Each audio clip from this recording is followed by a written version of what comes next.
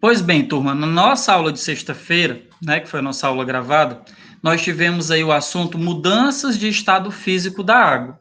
Nós já sabemos que no nosso planeta a água se apresenta nos três estados físicos: sólido, líquido e gasoso.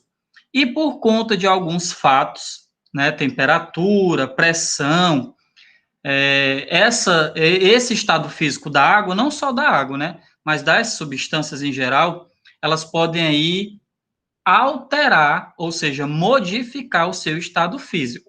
Porém, o nosso foco vai ser mudanças de estado físico da água. Então, como vocês estão observando na nossa imagem, nós temos aí um sorvete e esse sorvete está derretendo, ou seja, a água que está no estado sólido está aí passando novamente para o estado líquido. E aí a gente vai entender por que esse processo ocorre e, principalmente, quais aí os benefícios para a natureza em relação a essa mudança de estado físico da água. A gente também vai falar aí sobre o ciclo hidrológico da água, ok? Ou ciclo da água, certo? Mas para a gente chegar aí no ciclo da água ou no ciclo hidrológico da água, nós vamos aí dar uma revisada nas mudanças de estado físico, tá certo? Então, turma, como vocês já sabem, a água pode ser encontrada nos mais diversos ambientes e em diferentes estados físicos. E o mais interessante é que ela pode passar de um estado físico para o outro. Quando essa mudança ocorre, a organização das moléculas de água se alteram. E é justamente por conta dessa alteração na organização das moléculas da água que ela muda de estado físico.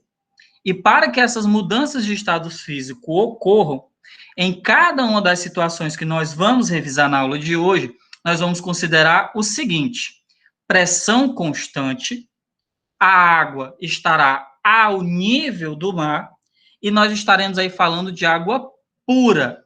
E quando nós falarmos aí de mudança de estado físico, nós estaremos levando em consideração apenas a variação da temperatura, tá certo? E aí, novamente explicando, que eu já expliquei isso na aula de sexta-feira, pressão que está sendo citado aí é a pressão atmosférica, ou seja, é o peso que o ar atmosférico exerce sobre os corpos que estão aí na superfície da Terra. Primeira mudança de estado físico aí que a gente vai revisar é a solidificação. Então, vocês estão aí percebendo que está sendo colocado aí uma bandeja, né, num congelador, e nós já sabemos o que vai acontecer com essa água. Essa água ela vai virar blocos de gelo. Ela vai justamente o quê? Se solidificar, ou seja, ela vai sair do seu estado líquido e vai passar para o seu estado sólido. Então, olha só, após a forma de gelo com água que estava no estado líquido ser colocada dentro do congelador, começou a ocorrer aí uma troca de calor entre a água e o congelador. Turma, vamos pensar o seguinte: a água, quando estava no estado líquido, ela estava com uma temperatura maior que a temperatura do congelador, certo? E é justamente por conta disso que a água saiu do estado líquido e foi para o estado sólido, porque a água começou a ceder calor para o congelador. Como a água estava mais quente, ela começou a transferir calor para o congelador, que estava com uma temperatura bem menor. Nesse processo, turma, a temperatura da água foi diminuindo. Dessa forma, a agitação entre as moléculas também começou a diminuir. E foi diminuindo, diminuindo, as moléculas foram diminuindo a sua agitação, a sua movimentação, e até que chegou um momento que a água deixou de ser completamente líquida e passou completamente para o estado sólido. Esse processo, turma, no qual a matéria passa do estado líquido para o estado sólido, nós chamamos de solidificação. É quando a água congela. A temperatura na qual a água muda do estado físico líquido para o estado físico sólido, nós vamos chamar aí essa temperatura de ponto de solidificação.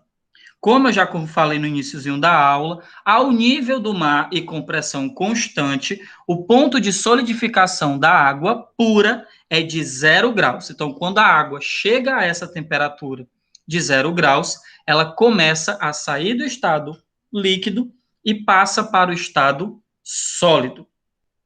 E aí, durante a explicação, eu utilizei a expressão calor. Calor e temperatura, turma, não são sinônimos, não estão representando a mesma ideia. Quando a gente fala de calor, nós estaremos falando aí de tipo de energia que os corpos trocam. O calor é a energia que é trocada, certo? Não está relacionado aí à ideia, calor e temperatura, de serem aí sinônimos, tá certo? Temperatura é uma coisa, calor é outra. Quando a gente fala de calor, nós estamos aí falando de energia que vai ser repassada de um corpo para outro. E como eu já expliquei aí na nossa aula, o corpo com maior calor, com maior quantidade de calor, vai ceder energia para aquele corpo que tem menor quantidade de calor. Fusão. Como vocês estão observando na imagem, nós estamos vendo o contrário do que nós vimos na solidificação. Na solidificação, nós vimos a água líquida indo para o estado sólido. Na fusão, nós vamos ver o processo inverso. A água sai do estado sólido e volta para o seu estado líquido. Uma coisa bem interessante em relação à solidificação e à fusão é que o ponto de fusão da água, ou seja, o momento em que o gelo começa a derreter, também é a 0 graus. Ah, professor, mas então como é que a gente vai diferenciar? Quando é que a água vai se congelar ou quando o gelo vai derreter? Seguinte, turma, se a temperatura continuar aumentando, vai ocorrer a fusão. Se a temperatura continuar diminuindo, vai ocorrer a solidificação, certo? Então, vamos pensar aqui um pouquinho. Ó. Enquanto o gelo estiver alterando seu estado físico de sólido para líquido, a sua temperatura não vai se alterar. Ao completar a mudança de estado físico, a temperatura, que nós já aprendemos aí que temperatura e calor não são sinônimos, continua aumentando, até se tornar semelhante à temperatura do ambiente. O processo no qual a matéria passa do estado sólido para o estado líquido, nós chamamos de fusão. Eu acabei de falar para vocês que o ponto de fusão da água pura a uma pressão constante ao nível do mar é de 0 graus também. O que vai diferenciar se é ponto de fusão ou ponto de ebulição, de solidificação, perdão, é se a temperatura continua a aumentar ou continua a diminuir.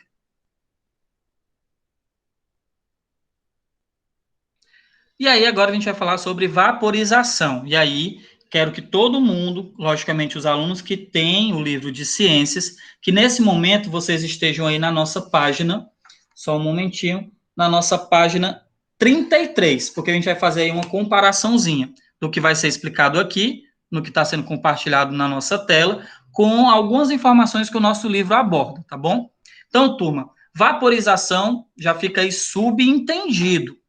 É quando a água se transforma em vapor, ou seja, é quando ela sai do seu estado líquido e passa para o estado gasoso. Então, o processo no qual a matéria passa do estado líquido para o estado gasoso, nós chamamos de vaporização. Ela pode ocorrer de diferentes maneiras, como por meio da ebulição e da evaporação. Ok? E aí a gente vai revisar o que vai diferenciar a ebulição da evaporação. Turma, vocês estão vendo aí agora a imagem de uma panela que está com água fervendo, a gente está vendo aí borbulhas. A água está borbulhando. Então, esse processo aí que vocês estão vendo está ocorrendo a vaporização, mas como ela está muito acelerada, a agitação entre as moléculas da água está muito grande, então, nesse caso, está ocorrendo aí uma ebulição, certo? Então, a ebulição é quando ocorre a formação de bolhas durante o processo de fervura da água. Ela ocorre de forma mais rápida. A água, quando está ebulindo, ela vai vaporizar de uma forma mais acelerada. Diferente do que ocorre na evaporação. A evaporação é um processo mais calmo, mais lento. Um exemplo de uma situação onde está ocorrendo evaporação é quando a gente lava a roupa e a gente coloca a roupa no varal. Ali a água vai evaporar, porque vai ocorrer bem lento, bem calmo, tá certo? E aí, o ponto de ebulição da água pura, que está ao nível do mar sobre uma pressão constante, é de 100 graus. Então, quando a água atinge esse ponto de 100 graus, nós dizemos aí que ela alcançou seu ponto de ebulição. Então, só para a gente recapitular a diferença, ó, em nosso cotidiano podemos observar diversas situações nas quais a água passa do estado líquido para o estado gasoso, sem atingir o ponto de ebulição, ou seja, quando a água não alcança os 100 graus, ela não está ebulindo. Até ela alcançar esses 100 graus, ela vai estar evaporando, certo? Só que lá no livro de vocês, na página 34,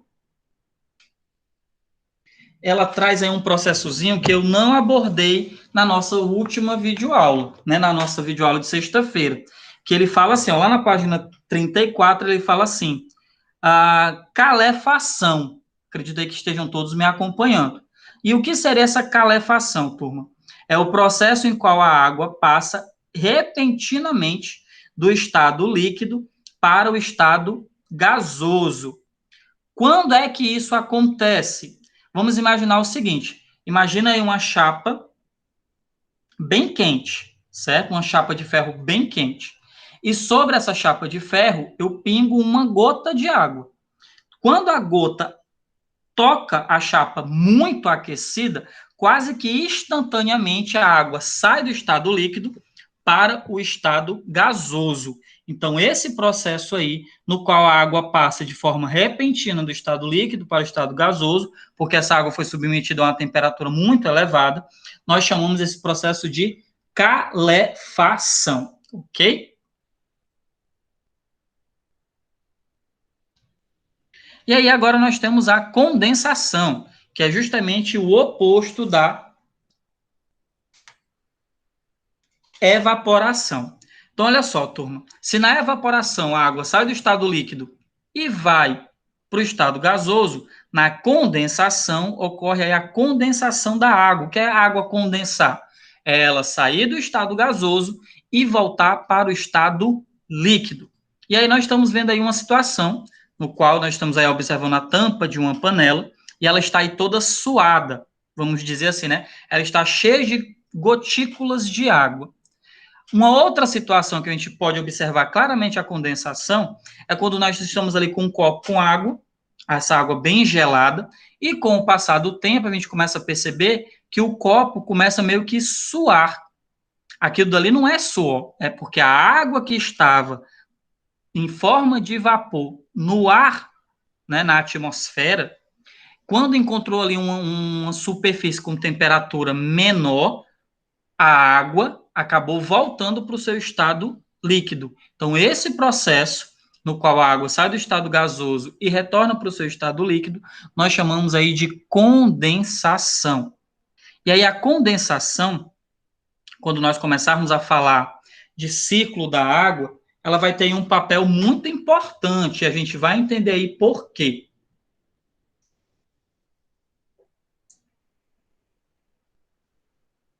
Então, revisamos aí as mudanças de estados físicos. No livro de vocês, ele ainda aborda uma outra mudança de estado físico chamada de sublimação. Quem está acompanhando aí a nossa aula com o livro de ciências, lá na página 35, ele vai explicar um pouquinho para a gente o que seria essa sublimação, que nesse material aqui que eu estou compartilhando tela com vocês, não aborda. Mas a sublimação, turma, corresponde à passagem de uma substância do estado sólido diretamente para o estado gasoso, sem passar pelo estado líquido. Ou vice-versa. A substância está no estado gasoso, passa diretamente para o estado sólido, sem passar aí pelo estado líquido. Então, essa mudança de estado sólido para estado gasoso ou estado gasoso direto para o estado sólido, nós chamamos aí de sublimação. Em que situações isso pode acontecer? Quando colocamos gelo seco, que é composto de gás carbônico, num copo, percebemos que o gelo passa do estado sólido diretamente para o estado de vapor. E, ao contrário, quando flocos de neve se transformam em vapor de água, que originam o nevoeiro. Uma outra situação, digamos, mais próxima aí do nosso cotidiano, acredito eu que todos vocês conhecem aí uma substânciazinha chamada naftalina. Né? A naftalina não pode ser ingerida, nada do tipo em relação a isso. Mas a naftalina, ela é tipo um composto que a gente utiliza para evitar deixar as roupas com cheiro de mofo. Né? As roupas não ficam com aquele cheiro de mofo, com aquele cheiro de roupa guardada por muito tempo. Só que com o passar do tempo, a naftalina ela desaparece. Mas por que ela desaparece? Porque ela vai evaporando, ela vai diminuindo de tamanho, porque ela sai do estado sólido e vai para o estado gasoso, ou seja, isso aí também é exemplo de sublimação. Mas dando continuidade, turma, vamos aí falar agora sobre o ciclo hidrológico, que é justamente o ciclo da água. E o que seria esse ciclo da água? São aí uma junção de todas essas mudanças de estados físicos que eu acabei de revisar com vocês. Então, olha só, a água pode se movimentar entre os diferentes ambientes da Terra. Esse movimento da água é chamado de ciclo hidrológico. Esse ciclo ele é essencial para que exista vida no nosso planeta, pois ele auxilia o reabastecimento dos diferentes reservatórios de água no nosso planeta. Como nós já vimos em aulas passadas, apesar de 77% do nosso planeta ser formado por água, nós já vimos que desses 77%, uma partícula muito pequena é água doce, é água apropriada aí para o consumo. Então, já vimos aí que temos que tomar cuidado aí com a utilização desta água. Então, turma, o ciclo hidrológico ele fornece condições para o desenvolvimento dos seres vivos, além de contribuir para a manutenção da temperatura no nosso planeta. Então, tudo está interligado na natureza, turma. Desmatamento, acaba diminuindo a quantidade de chuvas numa determinada região, essa diminuição de quantidade de chuva acaba ocasionando um aumento de temperatura. Então, sempre uma coisa vai estar interligada à outra. Então, vamos lá.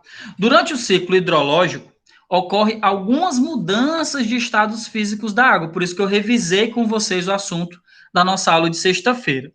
No entanto, mesmo com essas transformações, considera-se que a quantidade total de água na Terra permanece praticamente constante. Então, a gente vai aqui observar um esquema que vai estar representando esse ciclo hidrológico. Então, começaremos aqui pelo ar. O que é que está acontecendo aqui no nosso tópico A? A ação do calor proveniente da luz do Sol, associada à ação dos ventos, faz com que parte da água existente na superfície do nosso planeta evapore, ou seja, já estamos vendo aí uma mudança de estado físico da água, ou seja, a água sai do estado líquido e vai para o seu estado gasoso. No próximo ponto, o que é que a gente está observando aqui? Por ser menos densa que o ar, ou seja, por ser mais leve que o ar atmosférico, a água que está no estado gasoso sobe para a atmosfera do nosso planeta.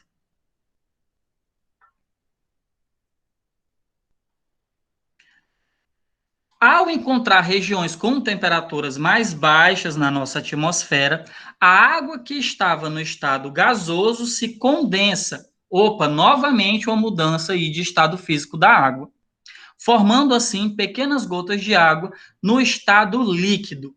Essas gotas formam as nuvens, turma. Então, acredito eu que muitos de vocês achavam que as nuvens era água no estado gasoso. Não é. Quando a água está no estado gasoso, ela fica invisível. Então, aquelas nuvens que nós vemos nos céus, elas são formadas por água, só que no estado líquido. Elas estão ali em pequenas gotículas.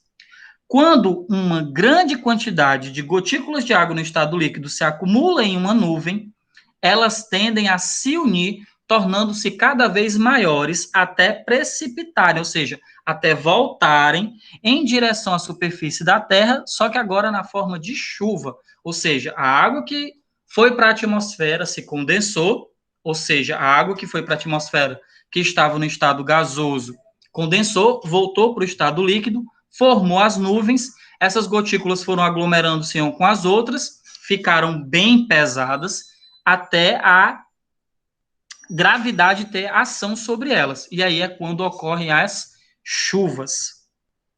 Ao retornar à superfície terrestre, a água se distribui por diferentes locais. A água da chuva pode cair diretamente nos lagos, rios, mares e oceanos, ou sobre o solo, penetrando nele ou escoando para rios e lagos. A água que penetra no solo é utilizada pelos seres vivos ou pode atingir reservatórios subterrâneos. E aqui no nosso último tópico, o calor proveniente da luz solar e os ventos fazem que parte da água terrestre,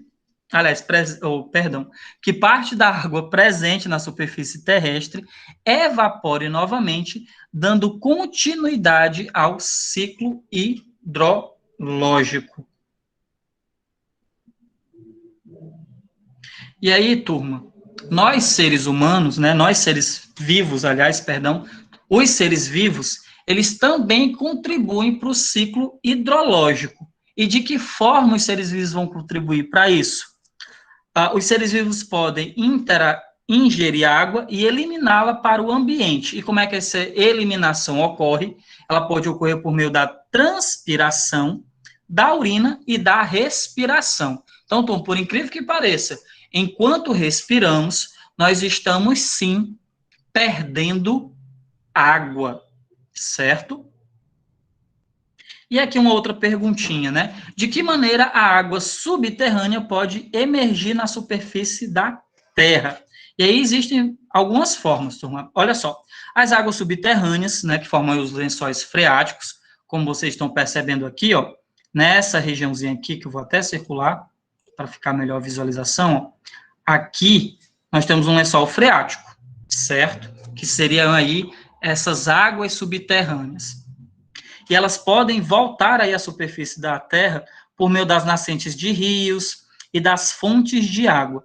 Além disso, nós, seres humanos, também podemos retirar parte dessa água por meio da construção de poços subterrâneos.